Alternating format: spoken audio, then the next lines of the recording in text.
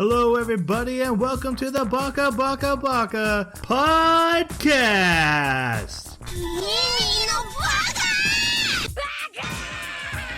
Baka. It's amazing how every time you open your mouth, you prove you're an idiot. Hello, everybody, and welcome to Baka. We are an anime podcast who every 2 weeks after we've watched a new anime, we come on here this podcast to discuss it, to review it, to go through all the things that we thought about it, and then we turn this discussion over to you to tell us why we were right, why we were wrong, or things that we've missed. Happens very frequently. That's the concept of the show, and this week we are discussing the anime Dolls Frontline, also known as Girls Frontline, depending on which country you're in or if you're playing the video game. We'll get to that. To talk about it, I need the help of my co-host. First off, we have the Pussycat Dolls to my don't ya. It's Jeremy. How you doing? I'm doing pretty good. I got MechWarrior 5 Mercenaries because after watching this and thinking of battle mechs, I really wanted to play in some battle mechs. And I gotta say, I'm really sad because it feels so empty. I waited for 2 years after they first released the game because I had heard that there's a lot of procedural content generation in it. And so campaign missions just kind of feel bland. But I was hoping that with 2 years worth of DLCs and stuff, that might make a difference. But it still feels pretty darn empty and repetitive to me. Which that's such a bummer. Because I was a huge fan back with like MechWarrior Mercenaries. MechWarrior 2 Mercenaries was my introduction to it. And then I faithfully played through like 3 and 4. And so yeah, seeing 5 Mercenaries do this is just, it feels like I'm playing the offline version of MechWarrior Online. That's kind of what it feels like, with just a bunch of PvE instead. So, super bummed. Never as good as it used to be, is it? No, it's not. Can you at least be in an elemental? You cannot. Ugh, yeah, not worth playing that. Yeah, it's all prior to 3025 as well. Oh. Yeah, so like you're leading like up all the to popular like mechs are gone then. Yeah, you're gonna slowly work into them, and I mean I'm definitely like of the fan base that prefers prior to the clan invasion, but I love 3025 mechs, and so I'm kind of waiting for them to pick that up to get to that point. So. All right. We also have the Barbie girl to my Barbie world. It's Jason. How you doing? Come on, Bobby, let's go party. Yeah, that's not insulting at all. I went and saw Jurassic Park with the family. That was a fun movie. I don't have any other nice things to say about it. So I was gonna say I've heard nothing but negative about it, so I'm just waiting. It's a movie full of member berries. Like, remember when Grant did the thing? Remember when Ellie was jumping from the thing? You know, yeah. So I remember. Yeah, I remember. So it was, but like I said, it was fun. It was neat to bring the kids, multiple. But yeah. Besides that, I've been playing a lot of Elden Ring, which little teaser there. Yep. If they listen to our mini-so, they also got some teaser in there. We mentioned Elden Ring a lot. But literally the spawn of the idea was in there in that mini-so when I edited it. All right. And my name is Troy. I got to the end of season 3 of Attack on Titan. Did not expect where it went. Do you learn things about certain members of the scout team at that point that you never would have guessed otherwise? Yeah, I know all. Okay. Yeah, that had been spoiled for me. I mean, I'm way behind, and that kind of stuff is common knowledge just floating out there. Oh, okay, cool. I didn't know about it until like a week ago. Okay, the history of the world and its parallel to our world, even though it's not the same. It's not the same, but they're like, it's clearly referencing something that heavy, like it's heavy. Be very careful when you touch that stuff, and I'm a little worried about Riveting. Anyway, moving on to our anime. Whew. Ugh. You know, I went into it with very low expectations, and I am happy to say my expectations were met.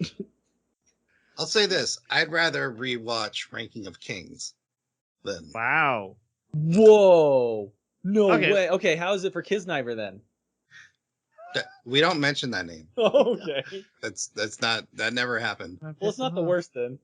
I honestly, okay, so not to Ranking of Kings. I don't want to talk about Ranking of Kings, but comparing it to the last anime, to the Genius Prince, I had more fun watching this. I was more entertained watching this. Me too. Oh. Yeah. Well, I mean, your tastes This are is- not particularly great, anyways. I would say this is worse made. Like, this is a bad anime, but it had at least something more to entertain me and keep me interested, where I was just kind of so Okay, bored. one quick tangent. You sent a picture of what looked like the lead character in Kisniver to me, saying I couldn't get away from it. What was that about? That's not a look-alike. Oh, it is. If you look at He's the always first, waiting for you. the first picture is Cyberpunk. Trigger Studio announcing their new anime, which is Cyberpunk, the video Right. game. And then on the left side, it was all their old characters all together. And so okay. I just noticed in the very back, just like watching everybody is the hero of Kenizer. And I was like, Jason. Hero? Yeah.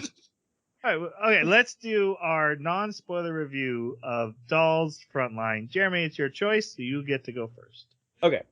I love the concept, especially how like it kind of does a cells at work sort of thing where you have a lot of attention to detail given in the character designs and how they relate to the reputation or functionality of the handguns and the rifles that they're supposed to correlate to. And I think that is really cool. When an anime does that, that gets me to want to go and do research on that topic and look them up. Same thing with like Land of the Lustrous.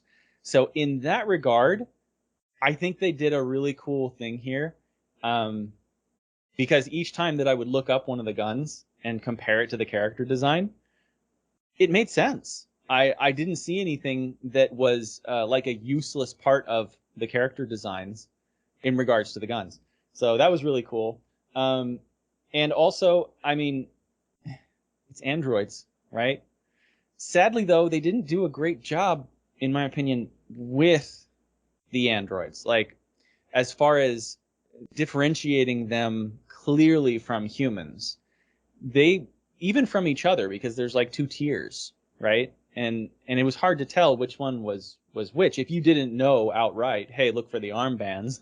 That's how you'll know. Spoiler-free section, Jeremy. Well, that's why it's spoiler free though, is that like this doesn't really matter like in what way they're different, just knowing that they're a little bit different. And so in the end, I got to say, you know, the production value was not super high on this. The action scenes are kind of lackluster. But the world feels very full, like there is something there to explore. It's just confusing in how it's presented. I think you've been tainted with your research. Just my opinion. Maybe. But All right, I think Jason. that's the thing, is it drives you to do the research. But go ahead. That's it. All right, It does, Jason, you're it up. does. So there's a lot here. And thank you The for short your of it review. is I did not enjoy my time with this anime. Even in the action scenes, just the writing did not help me care about anyone. And they tried, I know they're trying to fit into the game as far as their world building. Unfortunately, it lent to this idea that, you know, we find out later it might be different, but that if a doll is destroyed, they can just reboot it. Well, it's the same issue as the teleporter problem. You're still killing that one, and the new one you bring up is technically a different doll. It just has the same memories from when it did the backup. And they never address that problem. They mention it. What would you say would be addressing it? some sort of moral conundrum or some sort of pontification of like this is a problem. Why are we doing this to these dolls? I would argue that that's a major theme, especially of the main character. Well, no, they can't get into it now because spoilers. But Okay. This is a problem that the that I anime disagree. has. This is Jason's time, Jeremy. No. Yeah, this is a problem the anime has. Is it sets up idea, and then doesn't deliver on any of it. In fact, some of the ideas that it does put up is like, just kidding, we didn't really mean that. So yeah, I did not find myself enjoying this anime. Like I said, I was more entertained by this than our last anime, but it's a worse anime. It is.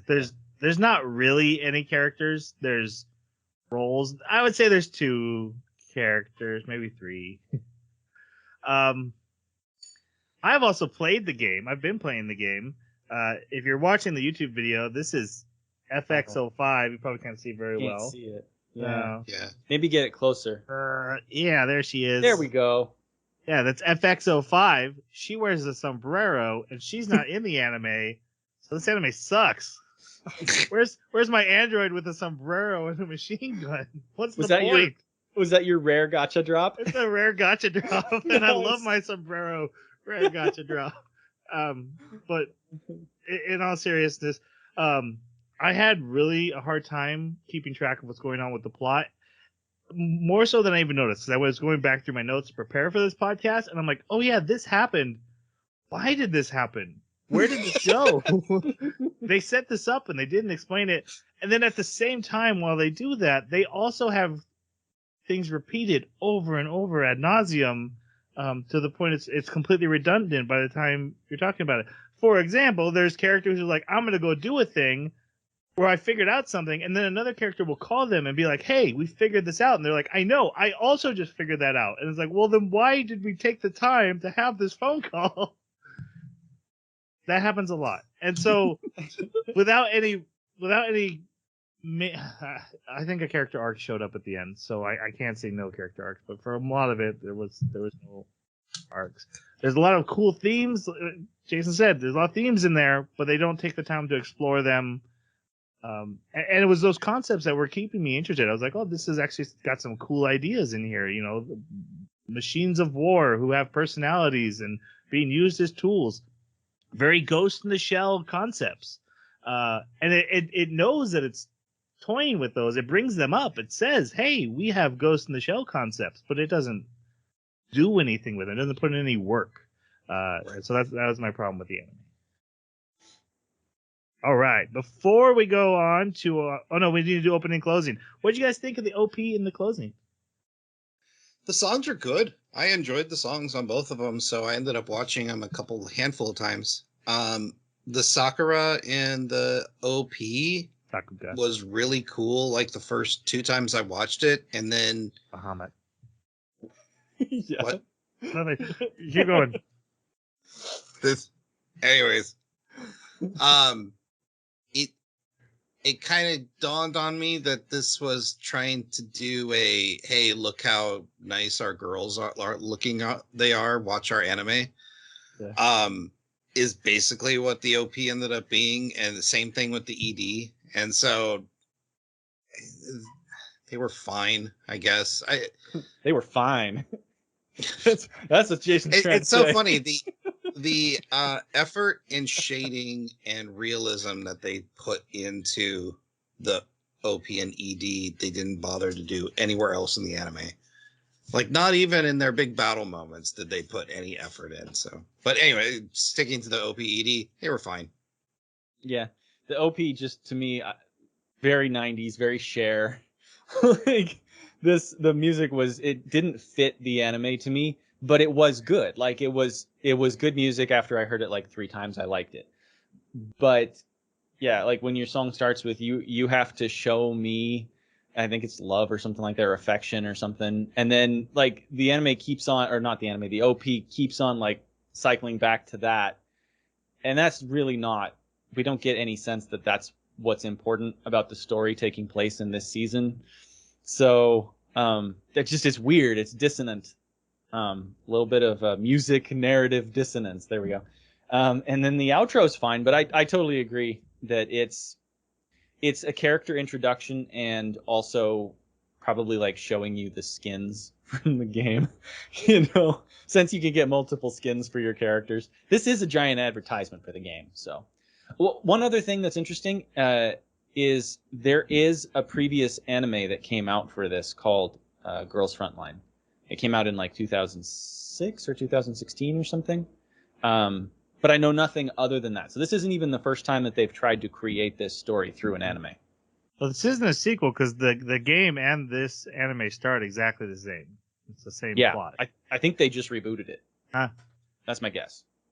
I think the OP is fire. And you would. The visuals gave me a very James Bond intro feel. And, I can see that.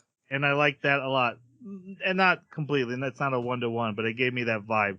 There's one scene of one of the girls unzipping her clothes randomly, even though that's not something her character would ever do, or it's not part of her personality at all. It looks good, I guess. Yeah. And the ED, there wasn't much in the visuals there, but I danced the song. There you go. I thought the song was catchy.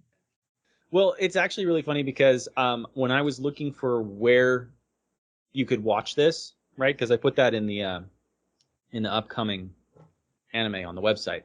So I was looking at all the different places where you could watch it, and I checked Amazon to see if it was streaming through Amazon Prime by any chance.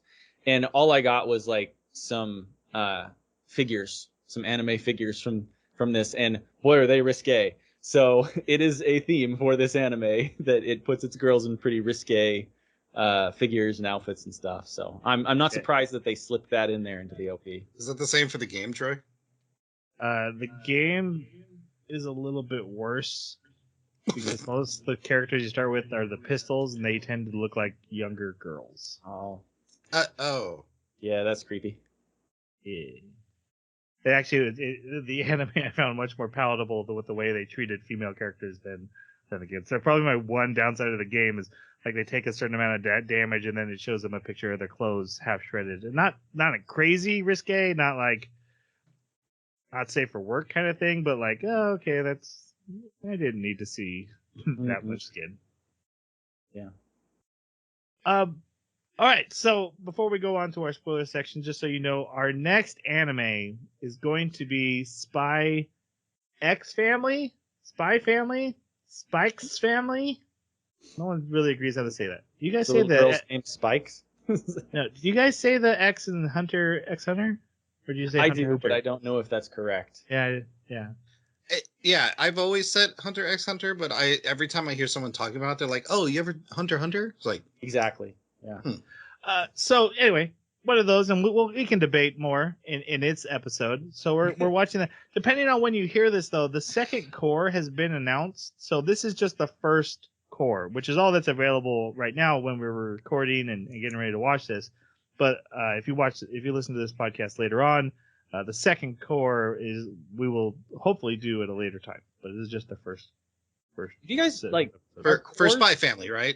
Yeah. For Spy Family. Yeah. Not this anime. We're not coming back to Dolls. No. It's okay. Thank you. This will be the Christmas special. We'll come back to this. We'll watch the first one. I also wanted to announce a new series that we're starting. I announced this on Twitter, but it is we've named it Baka Adventures. It's going to be a YouTube series, like a series that we're doing just on the YouTube. It is us playing Elden Ring, and we all have anime characters. So Jeremy is playing Megami, and she's the main character. And then Jason will be Ichigo from Bleach, and I'll be Inosuke from Demon Hunter Slayer. and we're going to try to stick true to our characters. So our builds have to fit what those characters would use. So Megami can only use magic spells. Inosuke, no shirt. Ichigo has to use a giant sword. Yeah.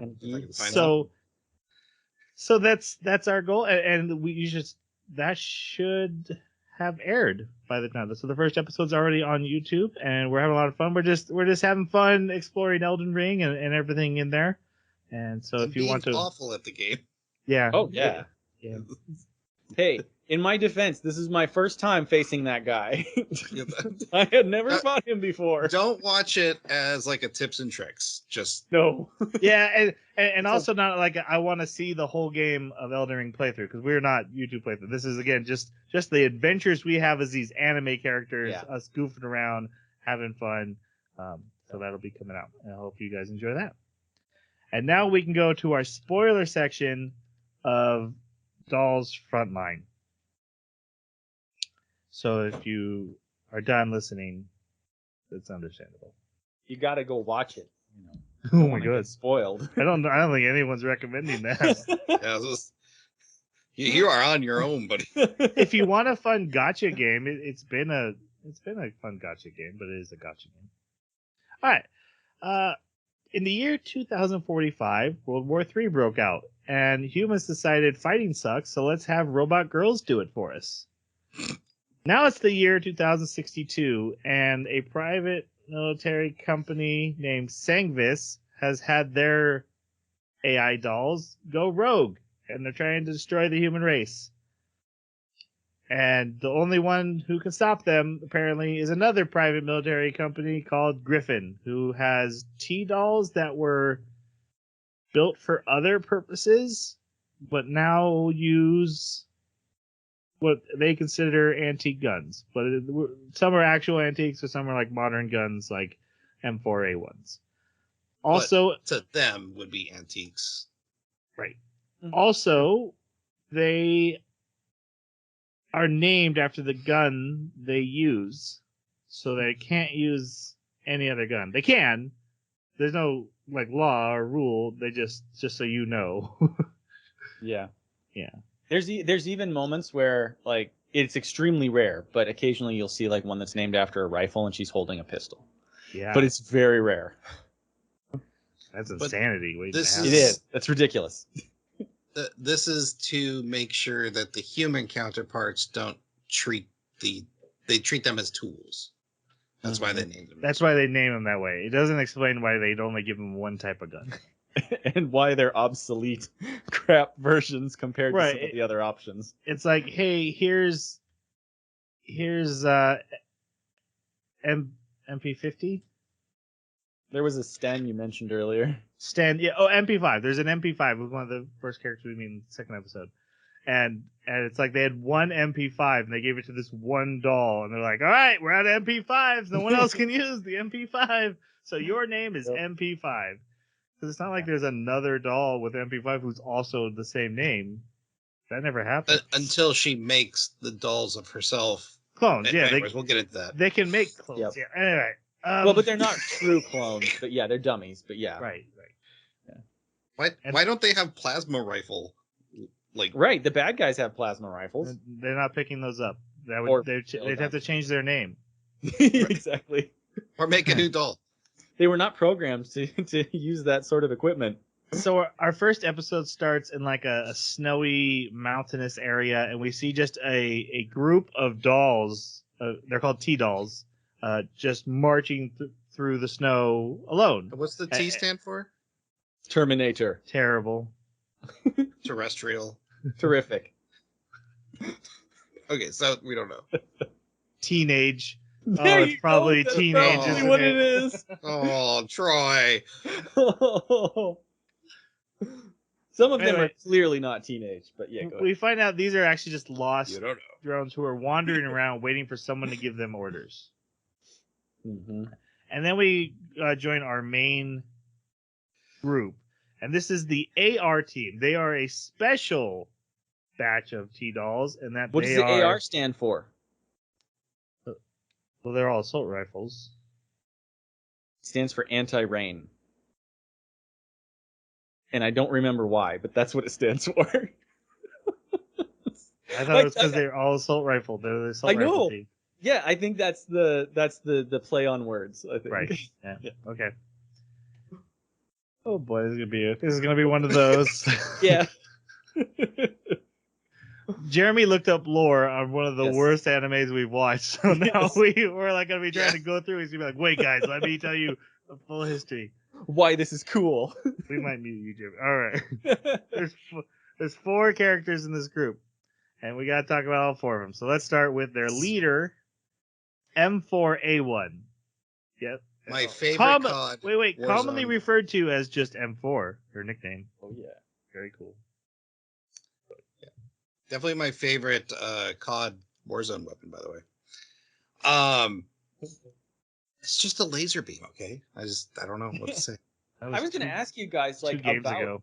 how these guns perform in Call of Duty, because I'm sure a lot of them are present in it, so you probably recognize some of the names. Actually, it was one of the funner parts of the anime was just recognizing names from Call of Duty. But honestly, that's a hard question because they balance them and change them, and every Call of Duty they might be slightly different.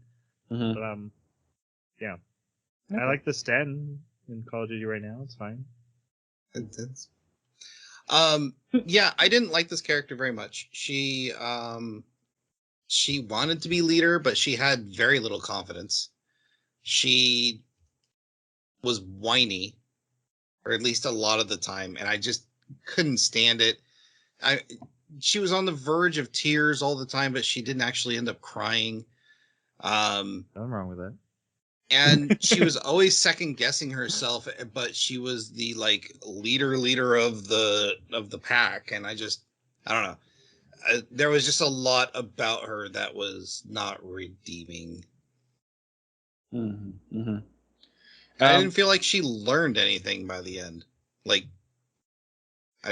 her character arc felt very flat.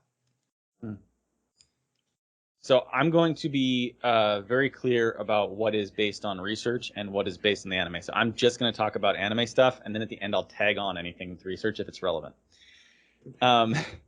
So anime-wise, I completely agree. She's naive, inexperienced, doesn't really fill the role of a leader well, but at the same time, like, they're turning her into an almost messianic figure. Like, they keep saying she is the one, right? She's Neo. And why? There's nothing really clear about it, about why. It seems like maybe that will explain why she's so different. Because there's even like a scene at the very end where who they say is the mastermind of the bad guys, the bad AI, is obsessed with her, trying to get a hold of her. So there's something special about her, but the anime doesn't explain what it is.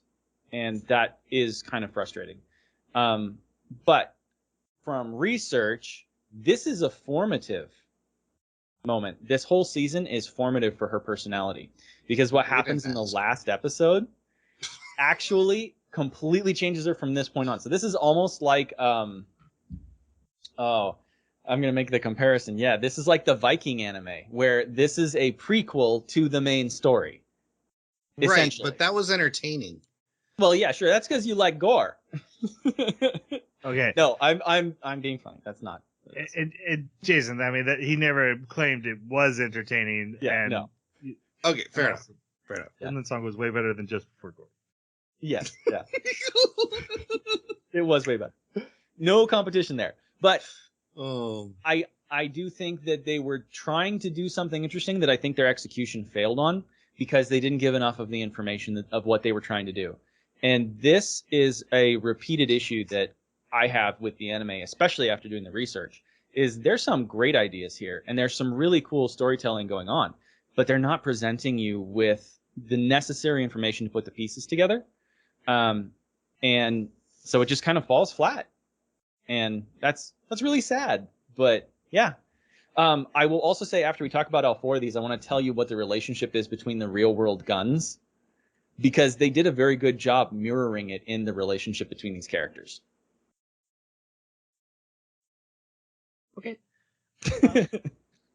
I think there's a missed opportunity to lean into the storytelling about her relationships, both with her teammates and the commander, who's the main character of the story, or the main commander of the story. It's hard to know who's the main character. I keep using that word, but really there isn't one.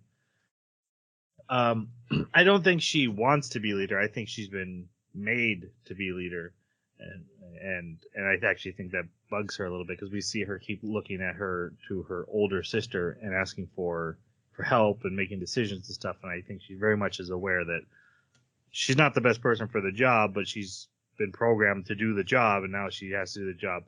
And I'll say this is a blanket complaint about all the characters, is that these AI dolls who have feelings, there's just no reason for them to be AI. But Yeah.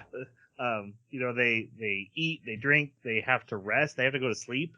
The thing is that they can come back to life. Some of them, most of them, ish. But at no point is it like, oh, because I'm a doll, I can jump 30 feet, or my accuracy is on. It doesn't seem like they're super accurate. They seem to miss as much as regular soldiers on the battlefield. And, so, I mean, I get why they're dolls, because they had to fit the game, and it makes sense in the game because I'm literally turning them to scrap and feeding them to each other to make them stronger, because it's a gatcha game. Brutal. Make sense. It doesn't make sense in the story at all, and M4A1 is kind of the personification of that for me. All right, let's go on to AR-15.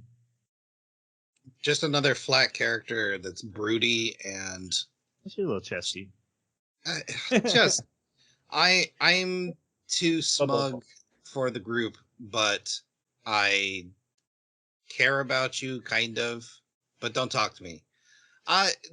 Yeah, and again, there was a little bit of an arc with this character, fortunately, especially near the end. But she disappears for like 4 episodes, and it's very frustrating, the decisions that this character's making if the story presented is being presented, is what it is. It's like, why would this character make these decisions? I don't get it. So I didn't like their decision making. I liked the lesson that they learned a little bit, I guess. It was kind of a sucky way to, friendship forever. Bang. But yeah, I didn't really like this character. Well, this was my favorite character, and here's the reason why she's great. AR-15 is essentially the one that thought she had a great future and thought that she was going to be important, and just lost it all, and had to essentially take orders from somebody who was ill-equipped to be her commander.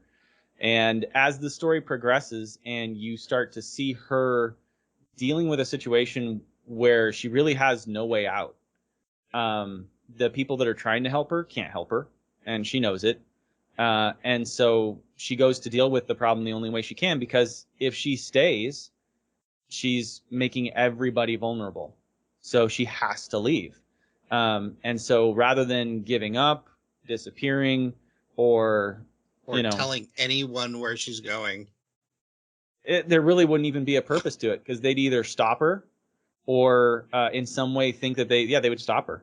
So she just goes and does it. Plus, this is one thing I had a little bit of a frustration about, was it's explicitly stated repeatedly that this AR squad is designed to operate without human command.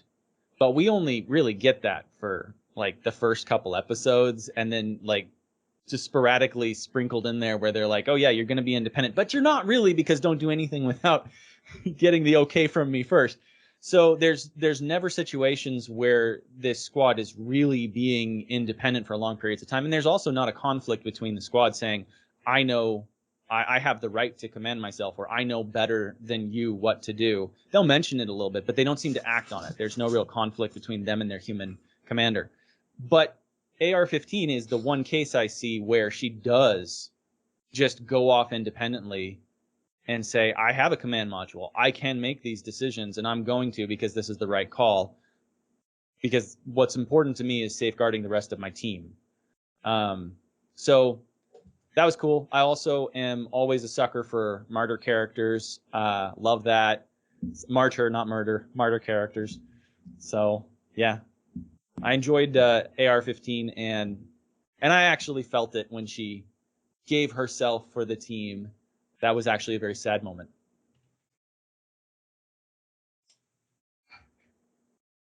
Huh. I didn't expect feelings to show up in this anime.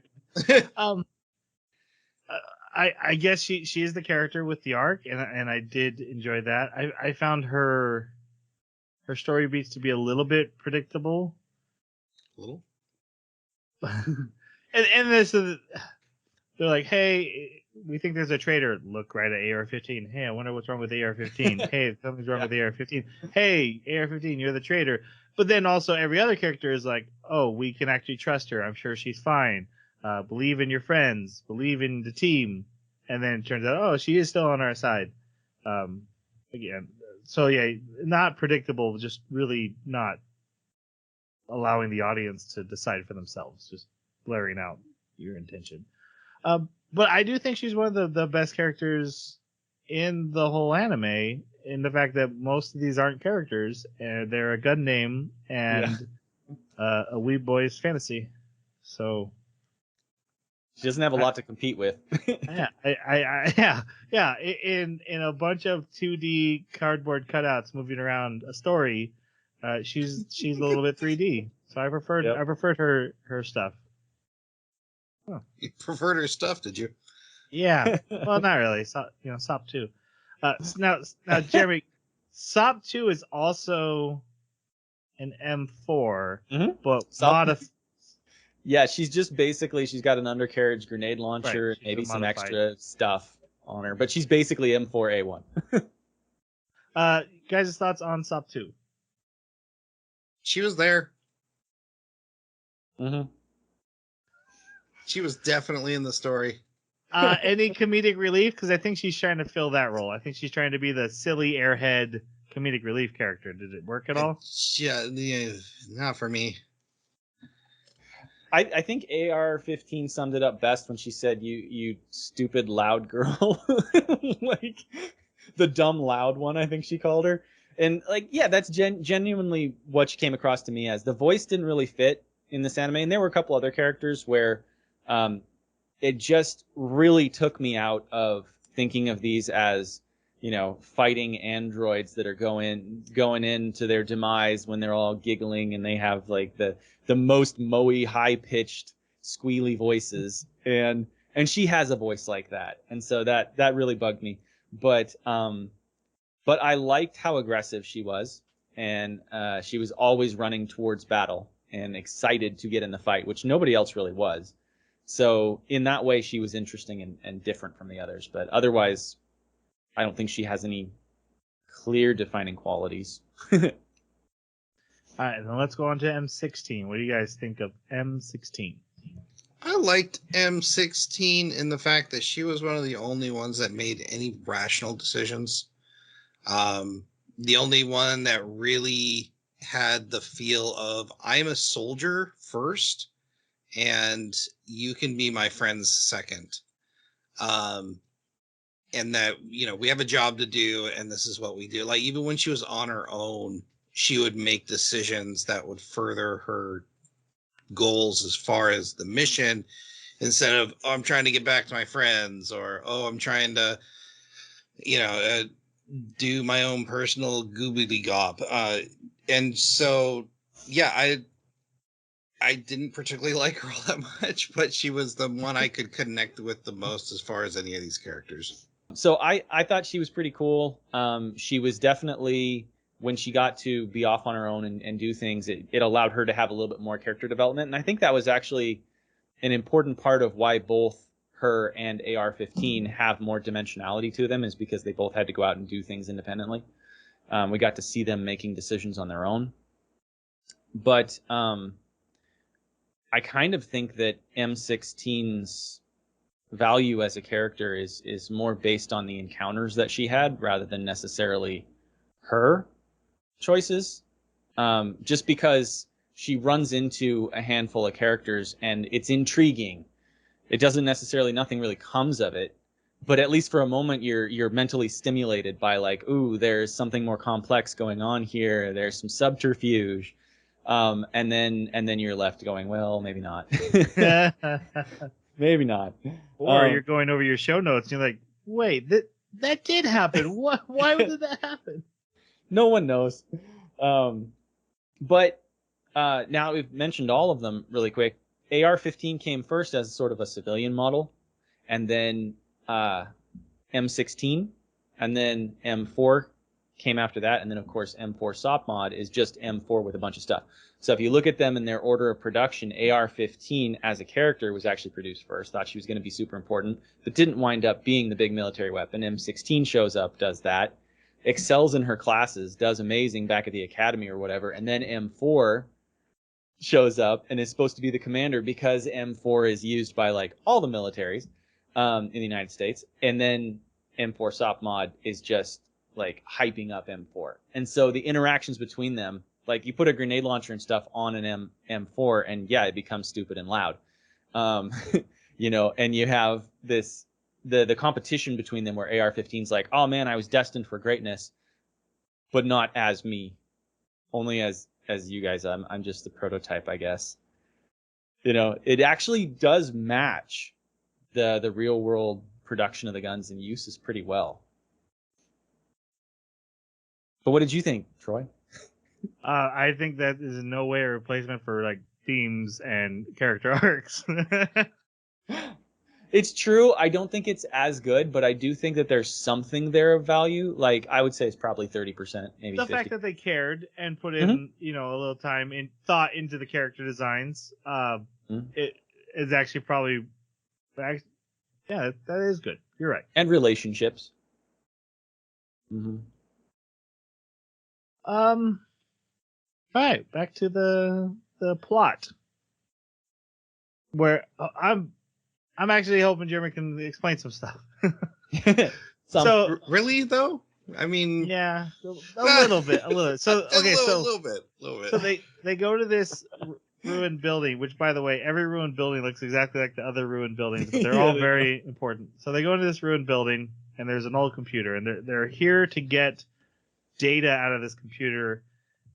And while they're downloading it, they get attacked by enemy T-dolls. Can I mention that this computer looks like a compact from like 1998? Pretty much. Yep. So like, okay, remember those T-dolls we saw wandering in the woods? We can go get them, give them orders to help us, and that will help us. So 2 of them leave. It's AR-15 and SOP-2. They go to get those extra T-dolls. They come back and they start wiping out the Syngus units. So, sorry, did it ever get resolved that the person on the other end of their comms knew the password to this computer? Because they're like, oh, let's hack into it. They're like, oh, well, we can't connect to it. We need an actual password. And the person on the other line's like, oh, password is blah, blah, blah, blah, blah, blah. They get in. She does say it was her friend's computer. Yeah. Oh, okay. What's not resolved is why it's the scientist who made them. Like who she is. There's even a part where the character's like, we're gonna go meet the scientist, and then a whole series of events kicks off, and we never do. We get one phone call with her. She's a bunny girl, cat girl for some reason. I don't know. Yeah, she's got ears. And they never explain it. They never explain. Did we ever find out what this data was? Yeah, they said that it was I can't remember what the French word is, but it means umbrella, and it's like parabully. So this is the virus. Yeah, I believe this is the virus. It's the data on the virus's creation, if I understand correctly. Okay. Yeah, well, I didn't get that at all. That is news to me.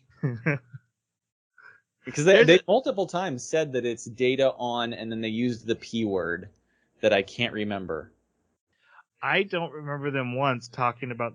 they talked about data, but I never realized we're talking about this data from this mission, because everything is presented so generically. Like we went. A big problem is when they're looking for M4A1 and they're talking about like all the missions they've done in between, and I'm like, I guess I just don't know what's going on. Well, anyway. So like M4A1 is gone for a long time. They're trying to find her because she's got this data that they downloaded from this thing. The data is super important, and then it seemed like we never heard what the data was that she had, or if she even got it to her command, because all these other bad guys were after her still. Even after they got yeah, I'm just really confused. The people that she's with right now don't even know what the data is. They were like, hey, there's something in her head, we're seeing it. Oh, don't worry about it. Just leave it. We're not going to ask about it. Right, which is why it's news to me that it's actually the data on the virus, because that would seem like that would be. I don't remember when they clarified, hey, all that data we didn't know what it was in her head. We now know that is the virus blueprints. Yeah, but remember, she doesn't work for just Griffin as an entity. She works for the lab that is a part of Griffin. So she is supposed to get that information back to Fox, Bunny, Cat Lady, not to these guys. So these guys don't even know about the operation. Did Cat Lady ever get the data? Not in season 1. No? Not in season 1. All right. See, I didn't know that. Because we never see her encounter Cat Lady or whatever she is. That's one of my complaints. Yeah, so she has not finished her mission by the end of season 1. Okay, I'm just gonna keep going. I could jump on that, but I don't want to. They get attacked by a highly advanced T-doll called Agent, who dresses like a maid and lifts up her skirt and blasts you with giant cannon guns. And 4 of them, by the way. Yep, 4 guns. And she attacks M4, and M16 saves her. And then they have the Griffin T-dolls that they had kind of confiscated to cover for them and attack enemy strongholds to create diversion so they can flee with this data. So the AR group runs and they get to a church. Meanwhile, we see like these T-dolls being murdered by agent dolls who are much more powerful. And 2 of the agent dolls get to the church and attack the AR team, and they get out of the church and they set up a trap and they manage to take out the 2 agents. And then remember the first episode, and they're like, "All right, M4A1, you got to go on your own. We're gonna stay behind and distract the enemy." And so that's what happens. That's the whole setup. That's the thing. I love the zest. Like, there's so much energy in the way you're describing it. But honestly, so I'm actually, so I do that a lot. Like I play with the retelling to be funny and stuff. Yeah. But that's how I felt when I got to the end of this episode. Is like, I don't feel the need for us to separate here. There's no one shooting at us at this moment. Agreed. We could go a little bit longer and then maybe separate when we get cornered. But they're just, and we never see them make a difference. We don't even see the enemy force chasing them. So we're just told flat out, we are going to stay behind. You are going to go. So go. And that is a setup. I mean, that the whole rest of the season is dealing with this decision. Essentially, it's a decision made without the viewer seeing a valid reason for the decision to be made. Totally agree. Okay. Yep. So, which is why I'm presenting it without the zest, because I really felt it was presented flatly by the anime. Okay, that makes sense. Then we see the new rookie commander arriving at one of the Griffin bases. This is our other plot line.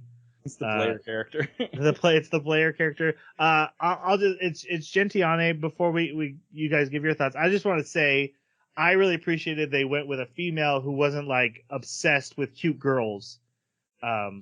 It didn't matter whether female or male, but there is a male character who like has figurines on the walls and stuff. I actually love that they have him too, but that he's not the main character. Right. If that was the main character, this would have come off as a very different anime, and it would have been like, wow, I can't take this seriously when this character is like fawning over MP5 every time she walks by because she's so kawaii. Yeah. So yeah. But yeah, your guys' thoughts on the commander Gentiane? I thought she was okay. It's so funny. There's a lot of parallels between themes of this and 86, and the way they were able to do an arc really well for the commander in 86, they just didn't do for this one. In fact, I'm not sure there was an arc, because she didn't feel any different from the first time we see her to the last time we see her. But at least she serves as exposition for how the missions are going to go. And I liked how she's a rookie and this is her first actual combat mission. So they're going to give her the most advanced, most expensive, and most valuable resource this company has. They're going to put it in the hands of her. So, but yeah, I don't know. She was okay. It's I would say it's more of that most expensive device sort of fell into her hands, and because she performed so well at the academy, or whatever tests that they put her through, they decided to just let her keep them for a little while until they moved on with them. But this was what I immediately thought of when you said earlier that there was no, they didn't touch on the idea of these characters when they die, that it's actually going to be a different character and that we don't want them to die. It's important that they stay alive because even though they would get resurrected, so to speak, it's not really them anymore. It's that transporter paradox or whatever it's called, right? And this character, I think, addresses that issue throughout, just again and again. She is constantly commenting on, like, we can't let the dolls die. Like, how could you bring your forces in? We could have just had everybody leave and then they could have all survived. And yeah, I know that you'll be brought back, but I don't want you to die. I don't want to have to bring back a copy of you. I don't want you to experience that, or I don't want you to be lost, right? Like, this is a major thing for her. And they treat it like it's unusual. Like, most of the generals, these commanders, are used to sacrificing their forces, and that this is a unique character trait of hers, that she tries to make sure that her soldiers don't die, that her T-dolls don't have to die, specifically because she thinks of them as people and doesn't want to see them have to, suffer in her mind. So that's why I was saying that I disagree earlier. Well, yeah, and this is where I disagree with what you were saying. Is Disagree that with my disagree? Okay. yeah, that yes, she comments on it all the time, but never in the entire anime are we ever faced with the reality of the consequences of it. Like, she's like, "Oh, I don't want you to die. Oh, I don't want you to have to be replaced." And they have that one scene where they're rebuilding a bunch of them, and she has like this, existential crisis for 2 minutes. But she never talks to the dolls that are reset. They don't bring in, like, we see one body of a doll that's been reset later on, and it's like commented on. There's no exploration of the topic or the idea. It's just, oh well, we have a character that cares for the dolls more than just being tools. I don't know. It fell flat for me. I would say it's the difference between referencing the issue and exploring the issue. They reference the issue multiple times, many times. So I agree with Jeremy on that. But they never discuss it. They never get into it. We have her, like, she loses some dolls in an early mission to a self-destruct, and like one time I think she's like, "Oh, that happened," and then they just go on with the story, and then eventually there's the scene where they have to sacrifice dolls to save AR team, and she's watching them be rebuilt, and then later she remembers them being sacrificed. But there's also the scene where there's dead 36 or something like that. They find the upper body of one of them at M4, and they make a big fuss of it right there. It's time to let her rest. Gentiane never makes a mistake. Like, she never goes like, I'm doing this anyway, because her way is always into winning. She never fails because of it. She never has to defend it or have it challenged in her mind. When she does finally, like, why are we sacrificing these dolls? Because the other dolls we're sacrificed for don't come back. Oh, well, then my morality line in this is clear, and I don't have any qualms about that. Thank you for answering my question. Yep. She is still concerned about it, but it's just, I thought it would have been an amazing scene if they're in the middle of a battle. She tells a particular group, hey, I need you to do X and X, just like we did in that other mission. And the dolls are like, what other mission? What are you talking about? And then she realizes, oh, you guys died in that mission. And then have that like in moment, like, crisis during a mission. That would have been really cool to see, and like have her have to deal with that. But we don't get anything like that. That's true. Yeah, I think Troy said it best. That there's no exploration. I don't think that is the topic that this anime is after. I think this anime is more. No, it's trying to sell a video game. Yeah, I think this anime is more concerned about selling the video game and like trying to get to the cool part of the story in the video game and give you enough of a background to get you to want to go and look at the game and want to go and look at the wiki, to reel you in. So I don't think that this anime cares that much beyond simply introducing the idea and telling you, hey, this is part of the lore.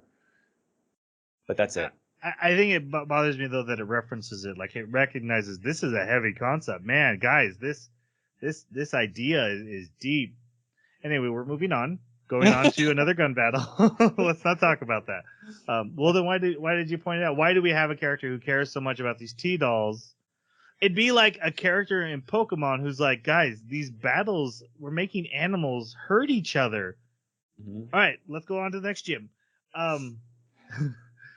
Pokemon doesn't reference it. Pokemon just pretends this is not an issue because they don't want to talk about that issue. This anime doesn't want to talk about that issue, but still brings it up repeatedly for us to think about, but doesn't have anything to say about it. And I think that that's the sand in my Anakin Skywalker. Mm-hmm. That makes sense. It's addressing it, but not exploring it. All right, so we get Gentiana coming to the base.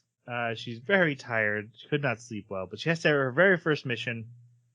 And so she calls up MP5, one of the dolls, and she asks her a bunch of questions. Hey, if you were in this situation, what would you do? Would you do this or this? And the doll picks a third option. She's like, good. I wanted dolls that could think outside the box and not just fall into parameters. That's why these dolls are special. Sends them on a mission, and she does it in such a way that the dolls are all protected and they all have to work together, and that's her style, right? We watch each other's backs and we protect each other. Then the mission goes, casualties. no casualties, which the dolls are super happy about, but her commander's like, yeah, we're a little concerned that you don't like it when the dolls die. But otherwise, this was just, I think they even called it a tutorial. This was the tutorial. Yes, they did. And hey, I did that tutorial mission myself, so I get it. But yeah, so she passed, and then okay, so a bunch of stuff happens where they're like, hey, there's a bad guy out there named Scarecrow, another high-end model. They don't know about M4A1 missing, but it's related to that. And there's a T-doll named Ingram who returns injured, and she has information because the Scorpion SMGs, has been captured. So they need to rescue Scorpion from Scarecrow. So they do a mission where they attack Scarecrow, and we see, this is our first agent. Is not nearly as advanced as some of these other ones, but she has the guns that hover and shoot and spin. It's so weird because these Sangvis models, like, they don't correspond to any guns. So I kept looking them up, and I'm like, come on, who are these characters? No, they're like lasers and stuff. Yeah, who knows? Some are swords.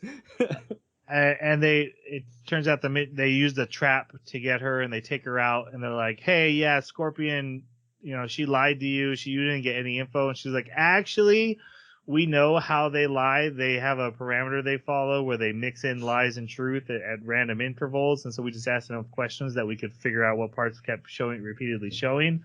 And we were able to figure out everything. And they're like, wait, how did you know that? And she's like, okay, self-destruct, bye-bye. Yep. And she kills a couple of the T-dolls. Do they explain how she knew that? No. Okay.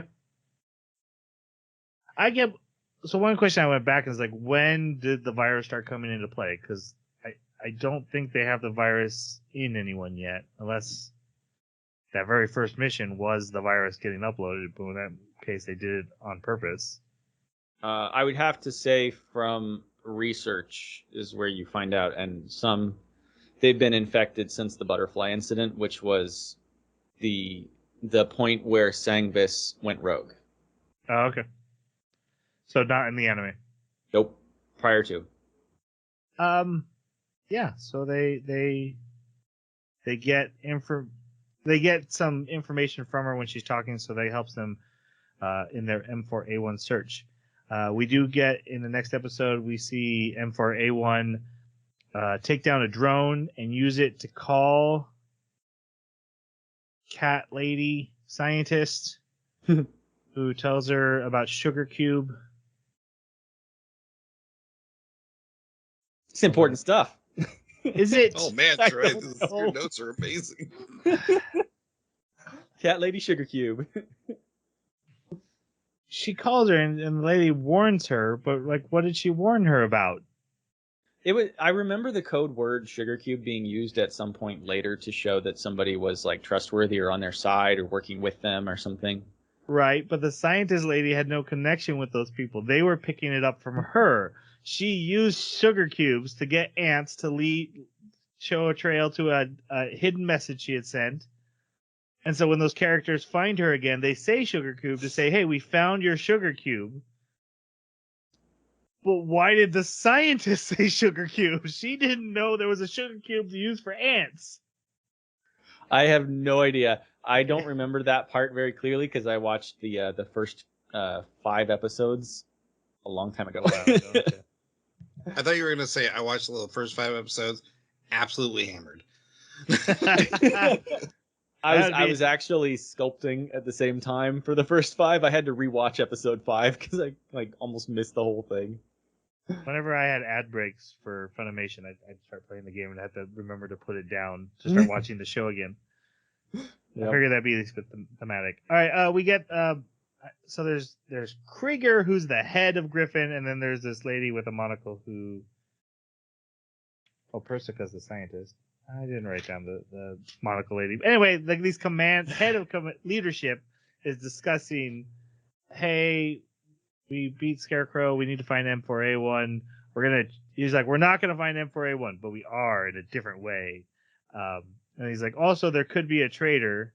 And she's like, there wouldn't be a traitor. He's like, there could be. And then it turns out there is, but there isn't yet. In the anime, at least, there isn't yet.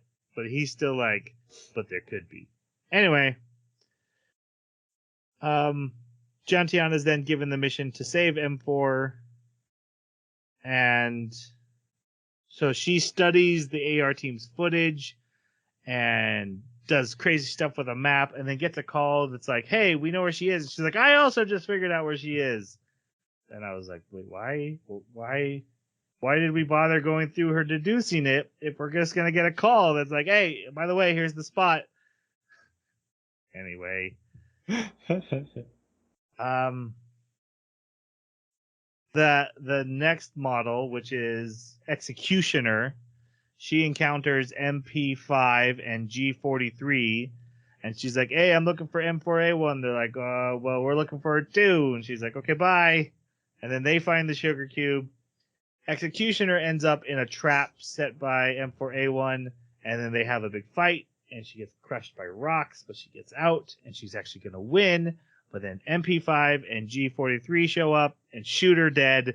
And they're like, hey, we found the sugar cube and the message to say to come here. This was all actually a trap for you. M4A1 had a good idea. Can I ask probably shouldn't ask this question. Executioner grabs M4 by the throat and she starts to be choked out. These are androids. This is the second time that's happened. Mm-hmm. Right, I get that, but there's that desperation of I can't breathe in this scene that I don't think there was really in the other one. But, and also later, like, she's running really fast towards a building that's about to explode, and she's breathing really hard. Why? Yeah, so you know how these were mentioned as elite experimental dolls, the AR squad? They're people, aren't they? They're basically so advanced that they have a lot of human like characteristics. Now, I don't know exactly that what the doesn't details explain are. the breathing I would part. say breathing and organs might be a part of it. I don't know, but I wouldn't be surprised. You know what would be better if they were just actually humans and they were just pretending they were. That would be awesome. Right? Like Yes. treated as tools, but they were just humans. Yeah. Huh. But Another anime did that recently, right? Anyways. Yeah. One thing that was interesting about when I looked up the different AI and stuff is that the non-elite dolls have 12 emotions simulated, because this was something that was bugging me a lot. I was like, why am I seeing emotions on these other dolls? It doesn't make sense, because it's clearly stated that the elite AR squad have pseudo emotion modules in their neural cloud. And so I'm like, okay, so they have emotions. I get it. That's fine. Why does everyone else? Apparently, it's just really well simulated in the others, but not genuine. It's genuine in these ones. So I thought that's So the kind first of dumb, four but emotions okay. they show is Yeah, exactly. Just different flavors of it. So. Do you know how much work it is for me to bleep you out? no, I don't.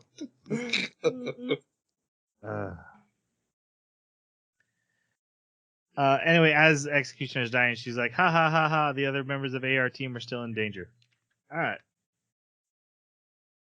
M4A1 awakens in a hospital. And she meets Kayleen. I didn't mention Kayleen. Kayleen's basically the right-hand man of Cintiane. She's runs the facility, the base, while Cintiane does the commanding. And she's like, hey, I want to go find my friends. And she's like, well, you have to talk to the commander first. So M4A1 just calls them on the phone. Oh, yeah, that's what I forgot to mention this in the character part. Why does she wear headphones? M4? Yeah, M4A1 wears headphones. Yeah, And never once says, what? Yeah. What? No, I'm wearing know. headphones. I can't hear you. Yeah, she's not the only one either. There's But they have internal radios.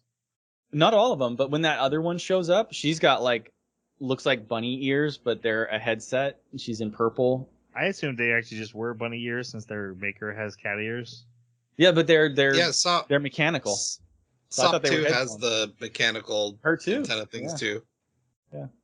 But they have internal radios. They don't need headsets. Maybe they're not headphones. Maybe it's ear protection. Hey. Because she fires a rifle all the time. So there is this.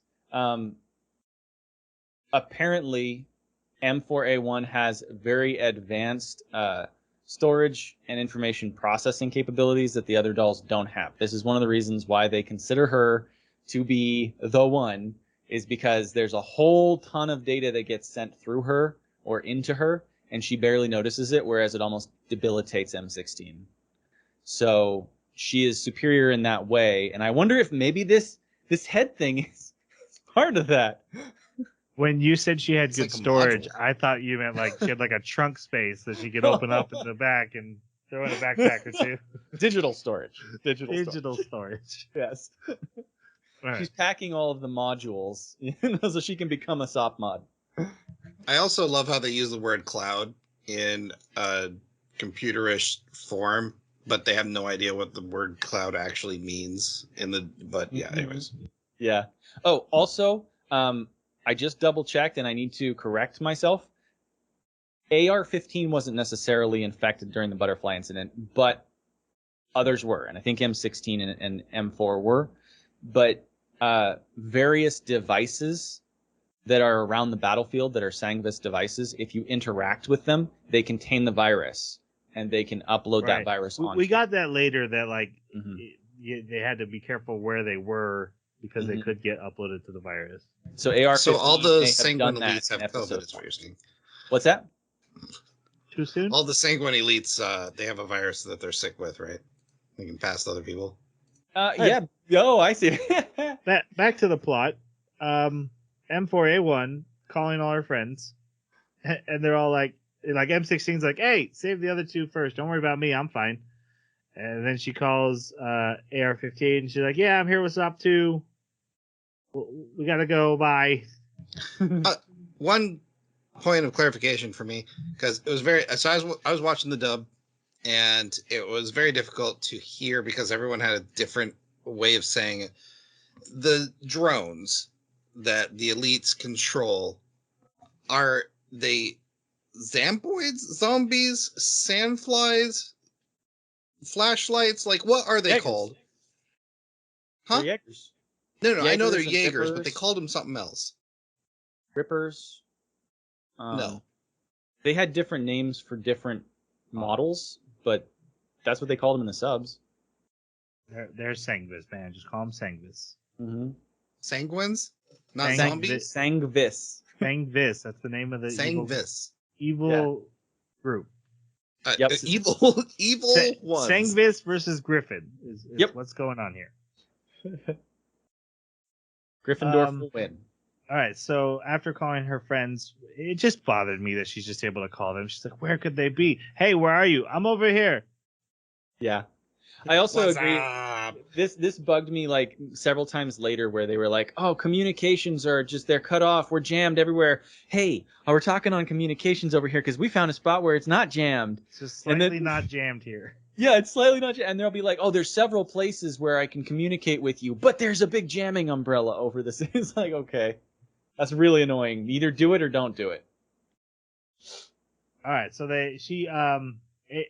M4 leaves the hospital. She runs into MP5, meets some of the other T-Dolls, and they take her to the commander, who introduces herself. They go on a mission to rescue her friends, to rescue AR and SOP2. And M4 is like, "Okay, I'm just gonna go," and the commander's like, Gentiano's like, "No, we're gonna do this my way. We have a plan. We're gonna follow the plan. We're all work together," and they win. Basically pulling the enemy in with pistols as decoys, and then just heavy machine guns just destroying them when they get into the kill box. And she's like, "Yeah, you're part of a team now. That we fight as a team here." And so then they find SOP2, but she says AR-15 had left to pull the enemy away. But because of this mission, Sergvis has figured out where their base is, and they're now attacking the base, so they have to get in a helicopter and come back. And they explain to SOP2, like, "You're not fighting alone anymore. You're on a team." So she's like, "Yay!" And they all jump out and they fight. An MP5 can make a shield that protects a lot of people. And That she uses once? Yeah. It's very useful in the game, but it only protects her so far.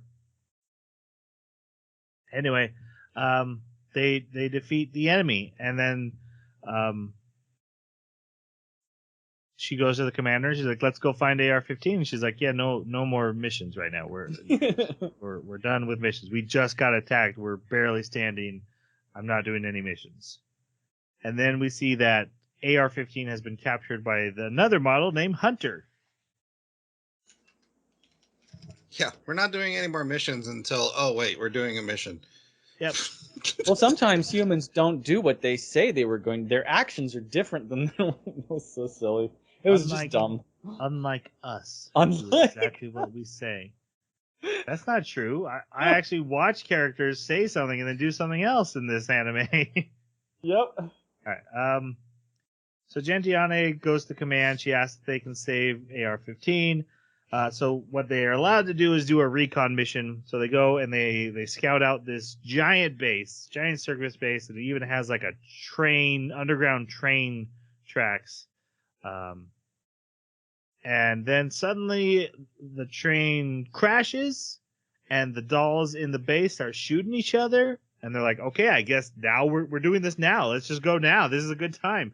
So they run in, and this part drove me insane. They have to, MRA1 and SOP2 have to hack into the security systems of the base. So they reach a panel, and M4A1 hacks in, and then it shows her in a digital world now, but she's still there. It looks just like her. She's still got her gun. And there's a wall. She's like, "It's just a simple firewall," and all these guns come out. She's like, "This will be easy." And then the next scene, she's like, "Okay, I hacked it." Yeah. We don't see anything. It could have been so cool. It could have been like Shadowrunner, or Shadowrun. Could have been really cool. My jaw dropped. I was like, they were building this up. We watched come out of that wall. Bum, bum, bum, bum, bum, bum. Yep. They built it up, and then they just skip right past it. Yep. That's insane. That's when I say this anime doesn't want to do the work. That's what I mean. They just skip the hard part.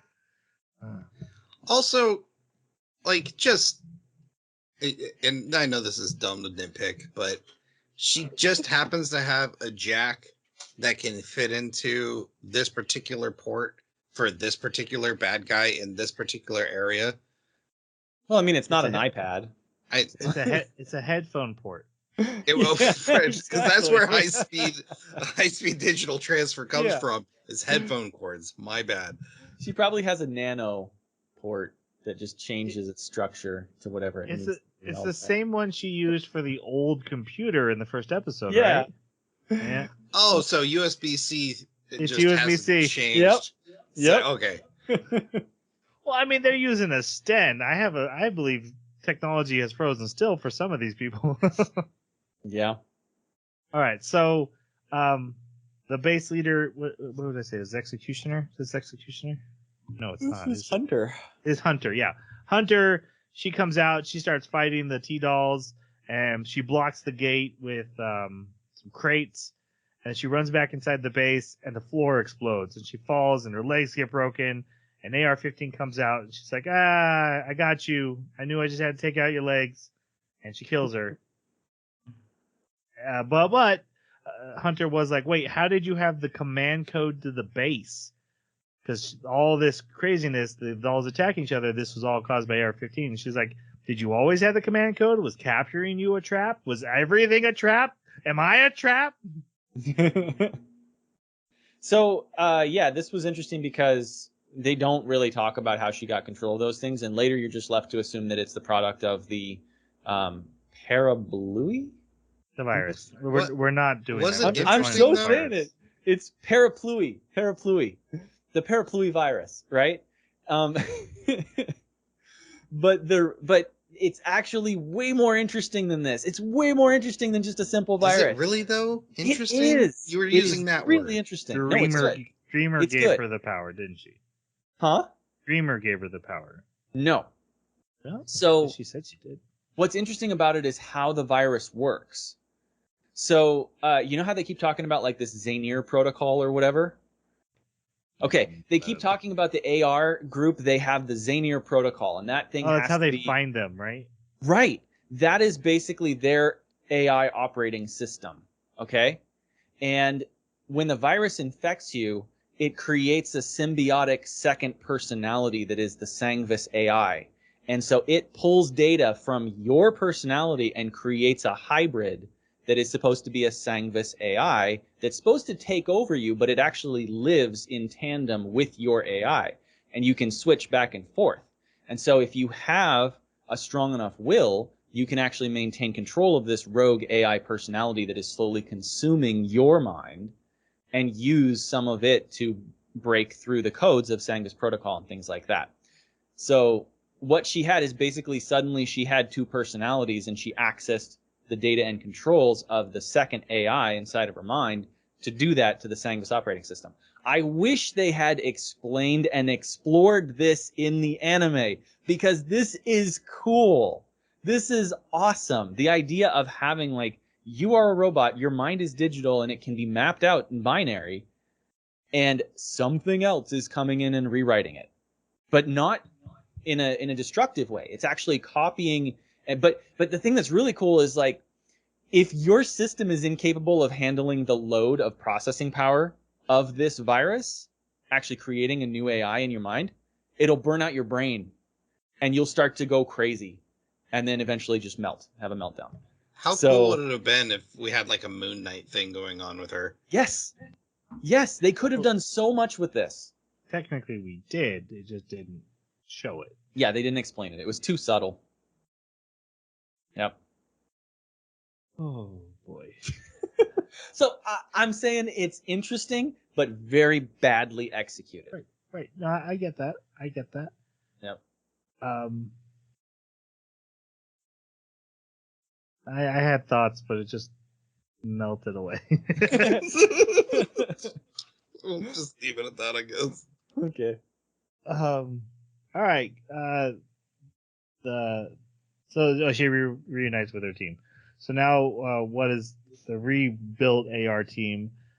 They're sent to protect an investigation unit someone who's investigating an area. It's not really completely rebuilt. It's just the 3 of them at this point. Right. Yeah. Okay. But they are calling them AR team again, basically. Mm-hmm. There's enough there that they're like, hey, take the AR team. They're told to get sleep, and then M4A1's staying up late at night to practice gunnery, and I'm like, but robots? Yeah, why do you need to practice? Number one, I guess you could say you're calibrating your system, but to get some rest. silly. Like, that's a very human, like... They do have batteries, so it does make sense that, like, they're charging them, but they're just making them way too anthropomorphic. Like, they're making them way too human. And then her and AR-15 talk about stuff, and we see that Gentiana is worried about AR-15, that she's acting odd. Then they go on the mission.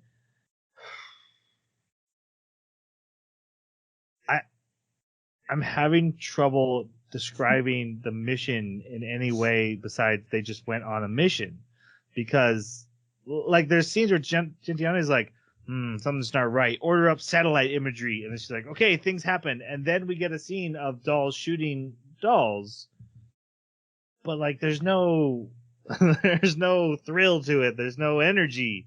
Like there's no context about like why this particular area, this particular exchange of fire makes a difference overall. I had no idea what she figured out because of the satellite recon imagery, but they made a big deal about her ordering it. She's like, no, I need the satellite recon imagery of this spot. And then a fight starts, and I'm like, did the fight start because she had that? Despite she had that? Was she ready for the fight? It doesn't matter. It's just like, no, we're going to the part where we have a fight, and the fight is always laser guns, pew pew pew, machine guns, bang bang bang, back and forth, and every once in a while, one of the bad guys will fall over. Mm-hmm.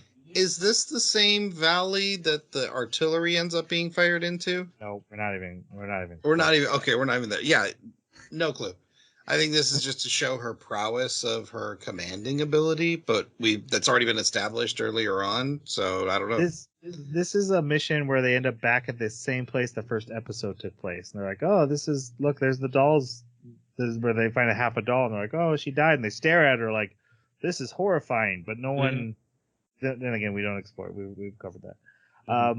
We do catch. I do want to mention one interesting thing is that Scorpion talks about how she was one of the ones that they rescued.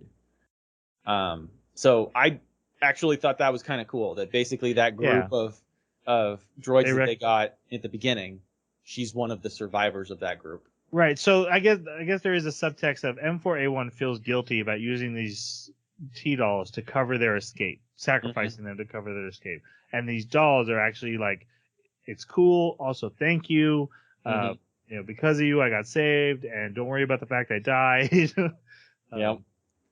And they also keep saying, like, what kind of commander would abandon their troops? And we never found out who was in command of those troops before the player character showed up. Right. We also don't know much about, like, we know Cat Scientist Lady was commanding the AR team for that first mission, but we don't know, like, who their commander was. They just keep calling it a mystery commander. Because they started off with, hey, we need to find a new compassionate commander. But, yeah, which commander did they come from? Did they have a crappy commander before? Did their commander die? It's a good question. And especially weird because it doesn't seem like they knew the guy who wound up being the other namesake for, like, Griffin and, what is it called? Zach something like that. The name of this PMC is 2 names. It's Griffin and something. And that name is this important guy that we get introduced to in the latter half of the anime. I can't remember his name, but I would think... I have it. I would think that he would be, like... You mean Kruger? Kruger, yes. Griffin and Kruger. And I would think that Kruger would have been aware of and possibly even commanding them, but it doesn't seem like they knew him, so I don't think that he was their commander. We're about halfway through this anime. We can do this. Only half? Are you kidding me? Yeah. There's a scene where we just listen to a phone call between 2 Sangvis high-end models. And I thought it was really interesting. I'm like, oh, we're gonna like get into like why the AI rebelled and like some Matrix stuff. Like, hey, humanity used us as weapons. Why we decided that we're not doing that. But while this is happening, we see in the room we're listening to this in, there's all these dolls and toys and anime posters on the wall. And I was like, oh, this is gonna get meta. We're going to go outside the game. We're going to find out this has all been in a game and these AIs. Nope. There's just a weeb commander who happened to have this phone call, and this is how they introduce him. And he's like, oh, and I guess this phone call is important. I think it's how they find out about the virus. I don't know why he has it. Mm-hmm. However, nope, it's not his doll. The big Russianish guy is my favorite. His doll is the PP7, which is James Bond's gun. She's always doing the spy stuff, and I'm like, that's cool. That's cool. Is that the one that like as he's running, he's carrying her and she's like sitting on his arm? Carries her. Yeah. Anyway, okay, so back to the story. We get M16, who was in the same place earlier than the scene we had just seen, and she's attacked by HK-416 and UMP-45, and these are part of Special Team 404.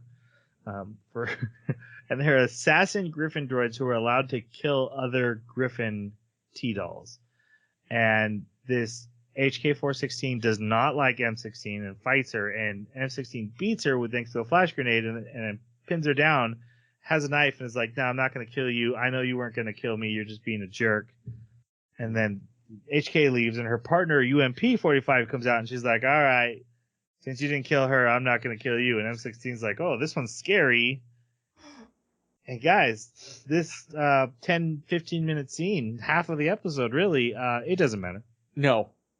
To my knowledge, it does not matter at all. I didn't see in any way how this contributed to the plot of the anime, even in the research. But it does have a cool correspondence with the relationship between H&K 416 and the M16, because the H&K 416 is sometimes referred to as the M16 on steroids.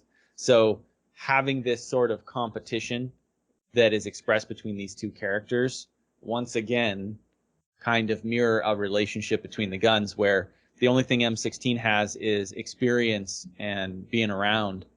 So, but she still won. So in other words, M16s are still cooler.